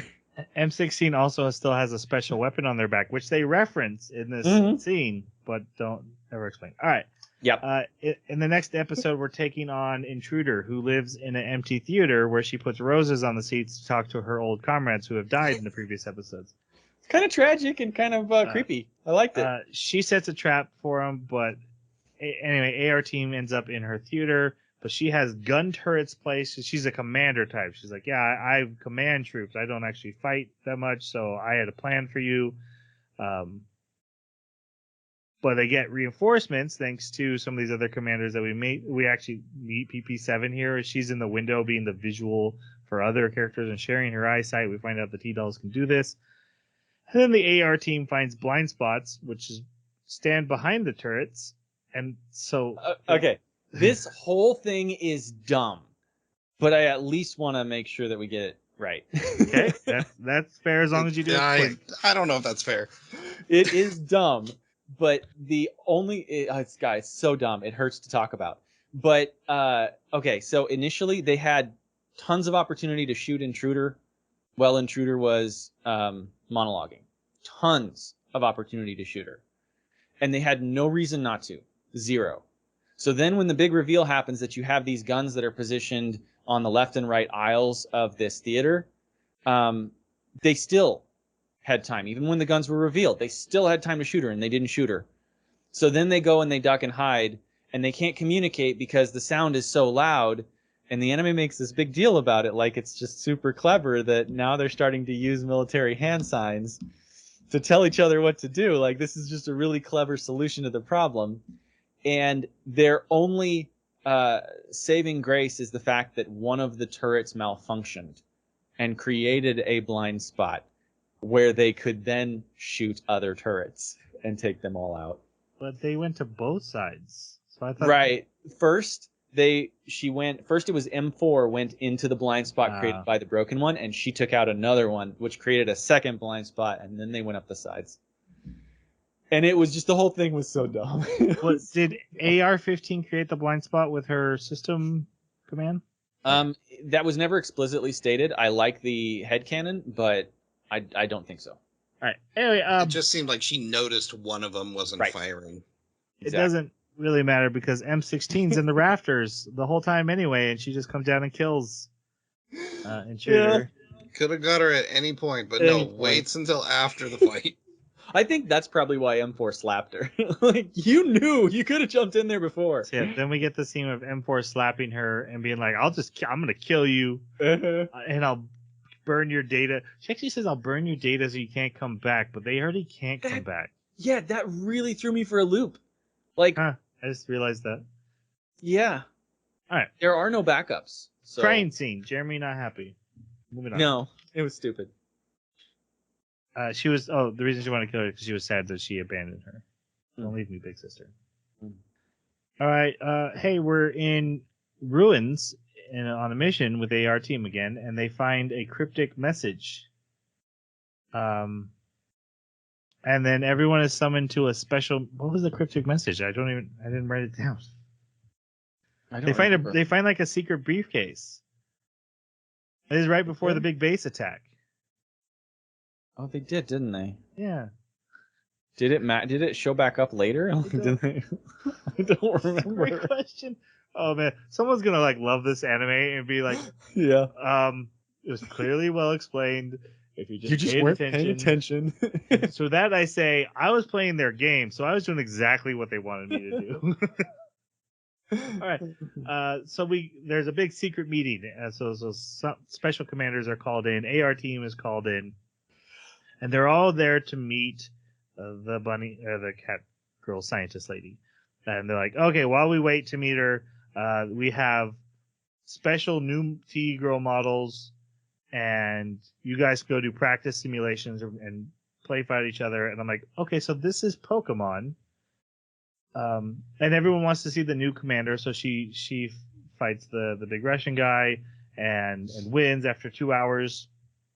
Like, gym trainer. Right. Yeah. Yep. And then an explosion happens, and Gentiana wakes up, and a battle has started, and she was hurt, and they're down in the basement, and Sangvis has found this secret base and the secret meeting, and is attacking. And they're like, okay, you need to put on this frontline gear. We have to have commanders fighting on the front line, put on this special gear. So she puts it on, and she marches up, and then she gets a call from AR team. Hey, we're trying to get into the base. We're coming up behind the enemy. And she's like, no, I need you guys. She gets permission from leadership. You guys go on your own. I won't be able to give you orders. We got to figure this out. Go find the enemy base and take it out. So AR team does that.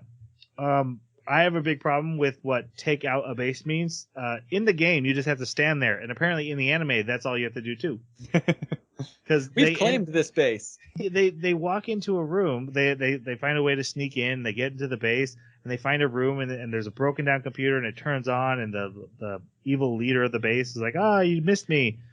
And they're like, okay, we did it. We took the base. Like, we don't see an explosion. They don't set any explosives. They don't have to hack anything. We took out the enemy base, so now there's no more troops. Do you remember how in I think it was episode 3 of Star Wars, when they took out the droid control ship and all the droids stopped moving? Yes. I'm pretty sure that's all it is. So like, if Invader isn't there to use the base to augment her control, then she no longer can control all of the automatons. So was it Destroyer leaving that one? Basically, I think one? so. Okay. Invader, yeah. Was it? No, you're right. No. Destroyer. You're right. This is Destroyer, yes. Mm-hmm. Yeah, that's the impression I got. But then at the same time, it was only half of them turned off. So who was controlling the other half? Presumably that was maybe Dreamer? No, it wasn't Dreamer, because it had to be Destroyer. So they were saying that Destroyer can control a certain number of them, but she needs a base in order to control as many as were there. So eliminating the base meant that even though she was fleeing, she could still control the rest. That must have been it. All right. The AR team goes back and Gentiana is no longer in her special gear, even though everyone else is. She's already changed back. And then that the lead commander, Kruger. He shows up. He's like, "Hey, AR-15's a traitor. We're arresting her. Her data's corrupted." And they're pointing out like it's a virus. She wasn't choosing to do anything, but the reason the secret base was found out is because AR-15 leaked the information. And so they take her away. And then we see Destroyer talking to another model named Dreamer, complaining about how she's stuck and they're coming for her. Griffin finds her hideout and they start attacking her. They use flares in the night when she tries to escape to see her. While she's fleeing, Griffin gets a call that AR-15 has escaped Griffin custody. So the AR team learns that it's important to note that they shut off her Zapier protocol ports, so they could move her. I can't remember why they did it in the anime, but this retards the development of the viral AI. Okay. So this is one of the most super secret, super underground, nobody knows about bases that gets hit. That was a while ago. We moved past that. Yeah, I understand we moved past that. My point is that AR-15 escapes.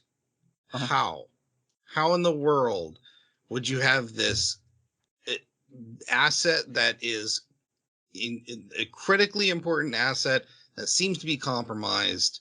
Oh, well, just go back to your cell. We trust you to stay there. I don't know. She also escaped from being chained up in an enemy base. And Jason, I have a question for you. Traps. Have you ever seen a Mission Impossible movie ever? That's a good point. Ethan Hunt is always a super important asset who's always gets captured by his own team and always manages to escape. Right, but at least they show Ethan Hunt escaping. Right. You're right. No, this anime is not going to show you anything. No, this is like, oh, she's gone. Yeah. I remember why they shut it off. They shut it off because it's the network ability for her to communicate externally, and that's part of what the virus uses to build the AI. Is it keeps pulling data from external communication ports. So when you shut all the ports off, she now has to use like actual radios to communicate and stuff. But the virus can no longer progress the development of the alternative AI. So this means that for the moment, she has full control of herself, but she lost all network access to anything external. Speaking of, did you see that a new Mission Impossible is coming out? Just obviously. put that out there. So Destroyer manages to escape because Dreamer stuns all the T-Dolls with stun powers. I think it's the virus. That was the virus. Yeah. Then we get a scene of Destroyer calling Dreamer and being like, save me, get me out of here. And Dreamer being like, no, I don't think I will. You're expendable, remember? And you'll die, and I'll re-upload your body, and you won't remember this. and like, Destroyer's like, why would you do this to me? This is so terrible. And it's a great scene. It's Jason, you mentioned in our pre-show this is one of your favorite scenes. This is Jeremy. And I love how she's like, "What makes you think this is the first time I've done this?" Yeah. Like I thought that was amazing. Like, oh wow, we're gearing up here. Yeah. It's also it has an extra layer because these evil AI have been like, we're free. We're not controlled by humans. We get to do what we want. We're free. And then here's this one who's like, you're my puppy dog slave. I'll make you do whatever I want. So, yeah, it was really messed up, and it kind of shines a new light on the villains. And then the next episode starts, and Dreamer's like, okay, I'll help you. I was just kidding. Yeah. She said, no, you're right. She said, Agent gave you a data key, and so I need that, so I'm going to save you. Yeah. But whatever she would have anyways, I think. Right. I think she would have anyways. And the reason is because And I don't think this redeems it, because this was a really cool scene, and it would have been really cool if she had let her die. But in the research that I did, I discovered that the two of them are sisters. They're based off the same model. The Destroyer one is the older sister, and she's actually been taking parts out of herself. No, it's the other way around. She's the older sister, but Dreamer, the one who said, I'll leave you to die and just respawn you, basically, she's not capable of moving very much. She's essentially brought down to the levels of a regular human, quote unquote, according to the text, because she's been taking out parts of her own body to replace them in Destroyer. So that was banter between siblings. That's all that was. That was not presented as banter at all. I agree. And I liked it the way they presented it, where it was like it had this mystery, this scariness, this viciousness. It was a horror movie. Yes. But then if you actually look, it's just banter between siblings who would die for each other to protect them. Kind of. Why was Destroyer crying? Yeah. Like, she totally believed it. Yeah, she did totally believe it. All right. Anyway, the AR team has decided to pursue her because they think that might help them get to AR-15 as well. And they see a flare go up in Destroyer's position. They're like, wait, why would she tell us right where she is? This is a trap. And then artillery starts coming down. So Gentiana is like, okay, AR team, I need you to get out of there. You fell into the enemy's artillery range. And this is the super artillery that helped attack the secret base. It's called the Jupiter Cannon. So Griffin sends in a bunch of T-Dolls to basically distract and cause confusion from the radars and pull fire away from AR team. And AR team gets away, and a bunch of these other T-Dolls get obliterated. Dreamer's having a blast, like, cannon, woo! Yeah. Blast. Blows them away. And this obviously upsets Gentiana, who goes to her commander and is like, we had AR team out enough. They probably would have been fine. Why did we needlessly sacrifice other T-Dolls? I think we've mostly covered this. And the commander's like, oh, because the AR team cannot be reborn because they're so complex. So they are one-time use. Don't mess it up. Also, we have a scene where Dreamer spotted AR-15 sneaking up on Destroyer. And is like, hey, how you liking that power we gave you, huh? All right, bye-bye. I see you. Yep. I think I figured out why M4A1 said that she would destroy M16's backup. Or her data. I think I figured it out. I think it's the same reason that somebody might say, I'll kill you, and then I'll resurrect you and kill you again, or I'll find your spirit and kill your spirit. You know, like the sort of, I'll kill you so hard you're not coming back. Right. Here's the more interesting thing. Why are you defending it? I'm not defending it. I'm trying to think of like how it works in the logical context of, we know for a fact they don't have the memory storage. So that can't be what she meant. So what could she possibly have meant? And so that's where my train of thought went. Oh, okay, so we do that anyways. It's just a way of saying that. That's all. Aren't we way past that, by the way? I can't help how my brain works.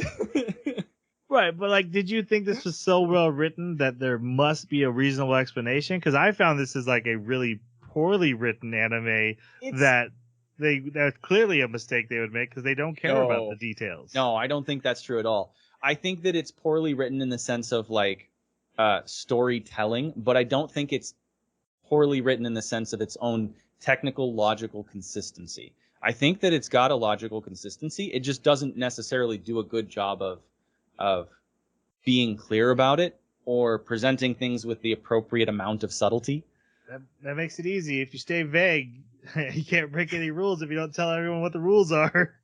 Right, but you can find those rules if you do research on the wiki externally, and then you're like, oh, okay, so it is following a consistent line of logic. I think we've had a mini-sode about this. Like, well, that's why I'm saying it's not necessarily everything you need. Yeah, it's not adding to, like, it wouldn't add to the score that I would give the anime, but it does at least help me understand and explain why certain things happen in the anime, that I otherwise wouldn't be able to even make sense of.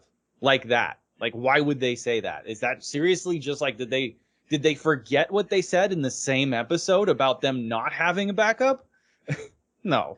It tickles me to no end that you are more entertained by that Yes. aspect of this anime than anything that we're gonna watch in Spy X Family, which is a Yeah. hit series, but Yes. very character driven, right? It's gonna be very much about the characters and themes and stuff like that. It's not gonna care. I know there's gonna be you're gonna be like, wait, which country is which?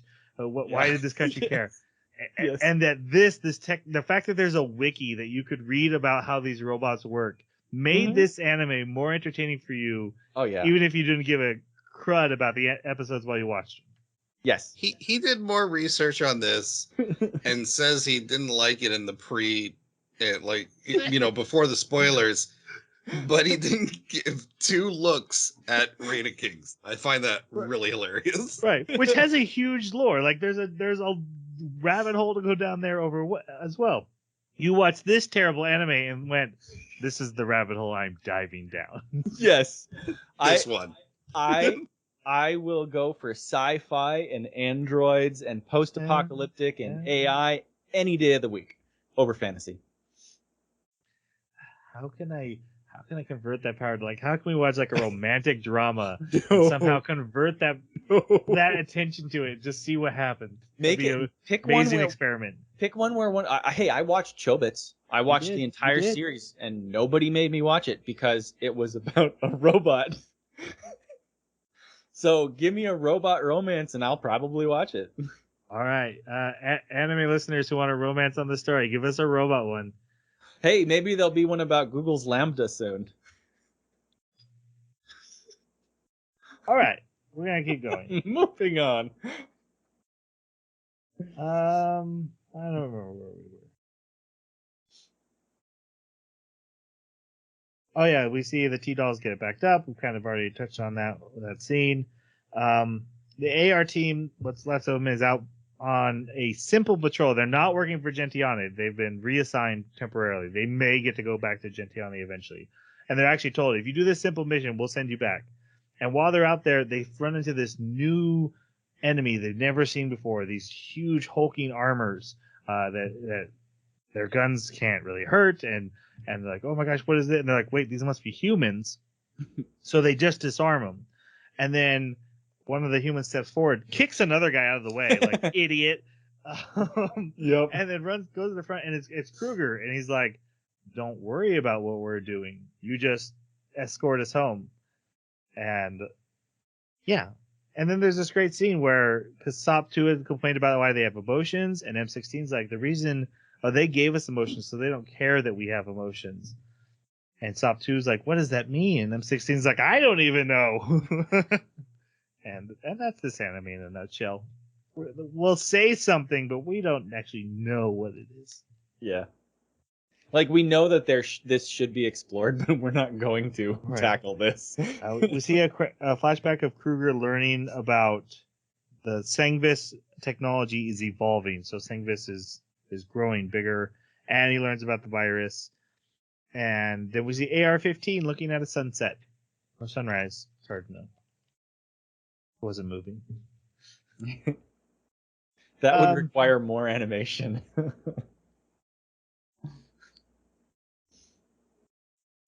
Some T-Dolls get. This is a team led by Negev, the gun Negev.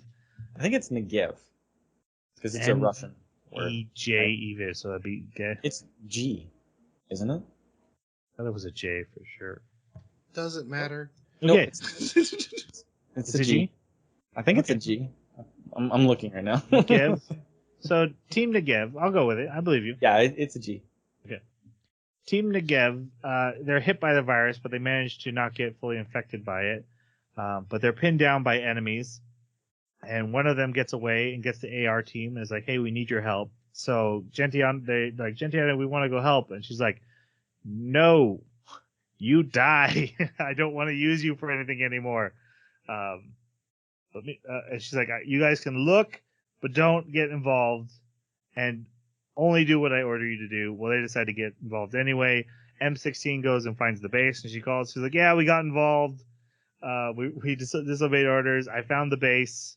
We're gonna take it out." And that takes out half the working units, and they get a Morse code from the team that's captured, pinned down that they're still alive. Okay, that was dumb. I know that you was wanted dumb. binary. These are robots. And not only is it dumb that they didn't do binary, but it's also dumb that they actually exposited that soldiers are trained to know Morse code, but none of them knew Morse code except for M16. So, All right. that was really bad. All right. So they save these people. And then AR-15 shows up, and she talks to M4A1 and SOP2, and then Gentiani is told those two are missing. M16 finds SOP2, but M4A1 has been captured. She wakes up with like no memories, and AR-15 is asking her questions, and then tells her to wake up, which makes her fall asleep, and then she wakes up again, and now her memories seem to be back, and she's like, "Hey, what were you dreaming about? Tell me, answer some questions." And she's like, "I don't want to answer your questions. I don't want to do this anymore." And then AR-15 turns into the leader of the Thengvis. Mastermind. Yep, mastermind, and she still doesn't want to give her answers. And then they're in a empty building, and Mastermind turns back into AR-15, and AR-15 goes and hides M4A1 and then she has a battle with Alchemist. Meanwhile, the team they had just saved is pinned down again. M16's pinned down. They're like, "We need reinforcements." Like, there are no reinforcements. We only have pistols left. We know those are terrible. They only give buffs in the game. And we can't send a helicopter. It'll get shot down. And then the other commanders are like, "Oh, actually, we came in because I'm dating the girl who works with you, and she told me about this, so we showed up." And they saved the day.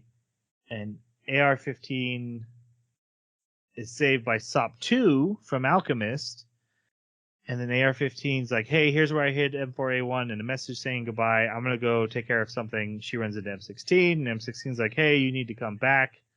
And she's like, "Nope, I'm going to go do a suicide mission." And M16's like, "Don't." She's like, "Well, I am." So she does. Everyone's getting ready to leave. She goes and faces Mastermind and is about to hit the bomb, but Alchemist is still alive and cuts her hand off. Even though half her head's missing. But, that never stopped them before, right? Robots. We can't complain all this time that they don't act like robots, and the one time it acts like a robot, yeah. Oh, hold on. Never mind. It's not worth arguing. Just keep going. Everyone noticed that Jason consented, and I win. All right, so M4A1 goes back. Before they can get there, despite there being like 30 villain soldiers in a what is those called? Shooting line. A line of people who are about to shoot you. Mm-hmm. How you're executed. Firing line. Firing squad. Yeah, Firing big squad, old firing right. squad, ready to take her out. She just runs and grabs the bomb and sets it off and blows up. And guys, I'm gonna be 100% honest. The credits rolled. I hit X on my browser and I was gone. And Same here. And You I missed went back. after credits scene. No, because I was looking Okay. at my notes and I'm like, it just ended on the explosion. That seems there. Oh no, there's an after credit scene. I cared so little.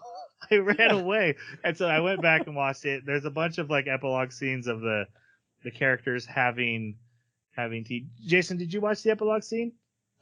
I watched the end one. So I saw it as you hover over the bar, you can see a bunch of like stuff going. But I noticed as I clicked through, there was music playing, and then as soon as the music stopped playing, that's where I started playing, and that's when I saw the conversation between Mastermind and the first maid lady agent, and that's when they go, "Yeah, M4 is infected with the virus, and I can't wait to meet her again." Right. That's not what they said. So that's not what they said, which is why I need to confirm that you what watched. That's not what they said.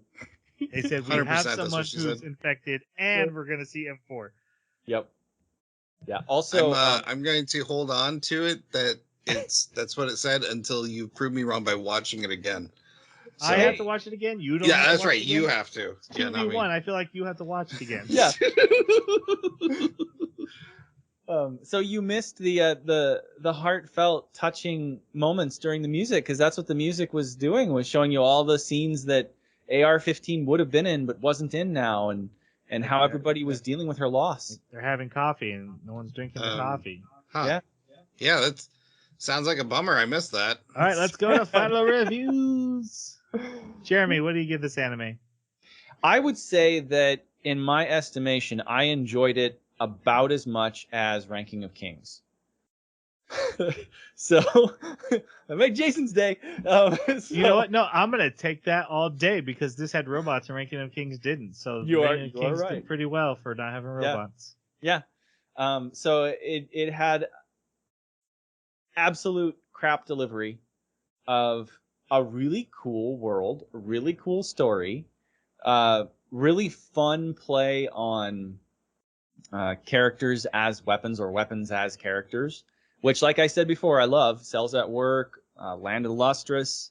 Give me that all day. I love it. I love seeing how people creatively anthropomorphize something and give it a personality and have interactions. That's really, really cool. If this anime did not have the lore to dig into, the video game, just like all of these other things that made it interesting to really want to explore, I think it would probably be a... Well, I'm not going to let it affect the score. So straight up, the score is 2. But I would not. I genuinely wouldn't have enjoyed it as much. So I did enjoy it simply because it had those things to look at, and I liked the topic. So, yeah, I do not recommend it. That was a roller coaster of a review. Just so you know, we were up, we were down. All right, Keep your interest. Jason, what about you? There's nothing in this anime I overtly hate. The problem is that it was just aggressively boring. Yeah. There just was not any characters I could grab onto and care about from scene to scene. There were so many scenes where they would explain something and then never touch on it again, or it just didn't matter to the story. I'm just wondering what the story was in some respects. And so it's just not coherent, but like I said, I just don't overtly hate anything about it. So I can't give it a 1, but it's definitely not a 3. So we got a 2 here. One of the most common comments we tend to get, especially if people disagree with our review, is, well, clearly you didn't watch the anime. Hey, and I feel you. I say the same thing when I hear people complain about like Star Wars things, like, oh, you must have missed this scene. I'm not dissing those people, but I feel like that's coming. If there's people who actually like this anime, that's a big if. Because I'm with Jason. I'm like, what was the story? I learned more from Jeremy's background research than I did from watching this for 6 hours. That's rough. That's rough. This is just a 2 for me. This is a 2. Concepts, especially in the beginning, I was digging concepts. There's some ideas there. Really bad execution. So 2 for me. Okay, our next anime is Spy Family, or Spy X Family, or Spike's Family. This is an anime about a man who's given a spy job. He's a spy. He has an assignment where he has to have a family. So he adopts a little girl and he gets himself a fake wife. Well, the fake wife's an assassin. The little girl is a psychic who knows both their secrets, and she thinks it's so cool because she's like 5. And it's about the adventures they have as a family with very dangerous jobs. It's up my alley, but I'll explain why in our next episode. I've seen the first episode already because my family was begging to watch, but that's it. We'll talk about that next. To give comments on Dolls Frontline or Girls Frontline, whichever you want to review, you can reach us on our Twitter at Baka Podcast. You can leave a comment wherever you found this podcast, or go to our website where you can contact us in very quick and easy and the website is theanimebakaclub.com. And please check out our Baka adventure, where again we are playing as 3 random anime characters that we have to stick to their lore and fighting styles and journey through Elden Ring, hosted by Jason. Watch out for my Bankai. Yep. with Jeremy as the main character, it's his world, and I am also there, but not on camera. Does that qualify this as an isekai then? It's totally an isekai. Yeah, I saw it as an isekai. Yep. All right, let's say goodbye. Thanks for listening. There were no casualties. Yay! Sayonara.